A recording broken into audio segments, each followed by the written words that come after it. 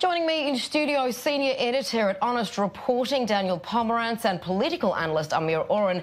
Gentlemen, a pleasure to have you with me. Tracy. Thank you, Tracy. Dan, we'll start with you. At this stage, of course, these are just allegations. But once something makes headlines, like the fact that an 8-month-old baby has been killed at the hands of Israelis, is the war of optics already won, even if perhaps the truth comes out at a later stage? Well, you know, it all depends on how the press covers the story. In this case, the press rushed to interview everyone in the family, to cover the funeral. And we should be clear also that what we see right now are allegations, but they're supported by other outside information. At the time, a doctor from the hospital told the Associated Press that it was because of a blood disorder, and later Hamas removed baby Layla's name from the list of martyrs.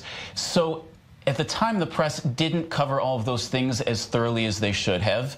They did not say as strongly as they should have that Hamas, who controls the Gaza Ministry of Health, is on the same international terror lists as ISIS and the Taliban, which are not given credibility in the international media. And now the question is, will the press cover their mistake with as much attention as they covered the initial? Sure. So what's new here is the fact that there are allegations Hamas actually paid this family to make those claims. Amir, to you, the headline, as Dan is saying, has already achieved, it's affected minds, it's shaped opinions. Now, that can't really be undone. So what's your take on this? Well, you mentioned the term optics, and that's very true, because pictures speak louder than any caption or any explanation attached to it. Remember what prompted President Donald Trump to strike Syria? He said it was the pictures that came out of the chemical attack that prompted him to Yes, act. and you know, President Reagan once, during the war in Lebanon in 1982, picked up the phone and called Begin because he saw pictures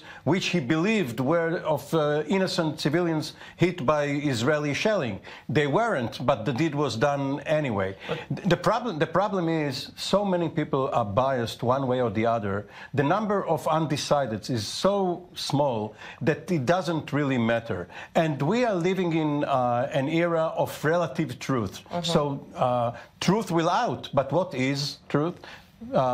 President Trump ushered the era of fake news, and people got tired of this haggling over what a certain event means. They are looking at the broader context, and people are saying, well, okay, maybe this time around the Palestinians lied, but one has to look at the broader issue, and therefore it is all in the background. But Amir, could I add something to that? We talk about President Trump firing on those chemical weapons facilities. A report just came out that in 2017, the United States caused 500 civilian casualties around the world. And yet, we never hear these stories when the United States strikes Islamic State or strikes the Taliban. The visuals are still out there. They don't always get equal coverage, depending on the situation. So to a point that you were, I suppose, referring to before with this philosophy of all is fair in love and war, I suppose if we look at this, Hamas didn't kill the baby. They simply, allegedly, obfuscated the truth to win international sympathy. So looking at the weapons that they have in the Gaza Strip versus the weapons that Israeli has, what do you make of this? Well, first of all, Hamas has the most important weapon at all. In fact, the only weapon that counts. They have the power to just not do it. Israel throughout has been on a defensive posture against acts that are initiated by Hamas. If Hamas simply didn't engage in violence, there wouldn't be this situation at all. And the media plays into this because Hamas is trying to win a PR victory. They can't succeed on rockets. They can't succeed on tunnels. If the press would show that they also can't succeed in media wars, they would have much less motivation to try. What's your take on this as a war tactic then? Truth is a very rare commodity in war, and we are in a constant war.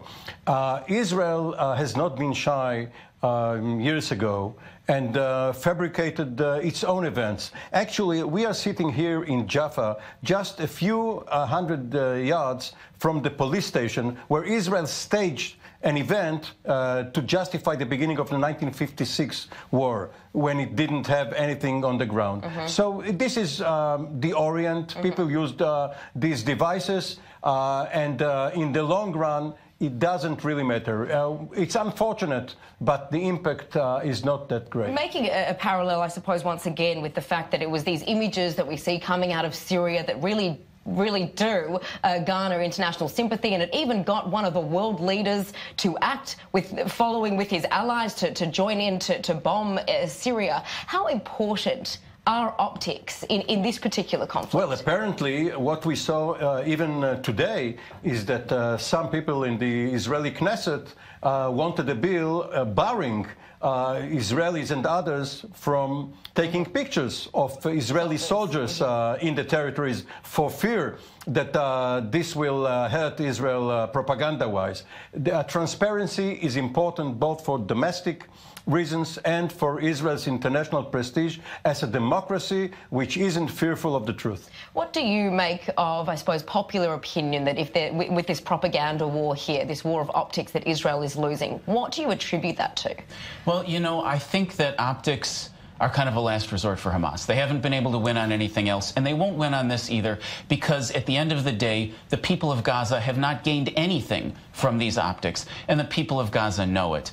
And, you know, the whole point of international law when it comes to war, if you don't mind me being a lawyer for a moment, is to say that, you know, war for now is unavoidable because we're fallible human beings, but we should at least reduce the destruction as much as possible. That's why the law says you cannot be using children in a war, not just as soldiers, but to use them at all. So and what about the burning fields? Why Israel isn't getting any sympathy for agricultural grounds being burned by these kites? Because it's not human life here. You know, nobody's died because of these fires. But this is so-called collateral damage, civilians being hit for no reason, to no avail. How does that advance the Palestinian cause? Well, I'll tell you what, I've got a lot of friends and colleagues who are journalists, and even though I'm a media monitor, when I sit here, I'm taking part in being part of the media.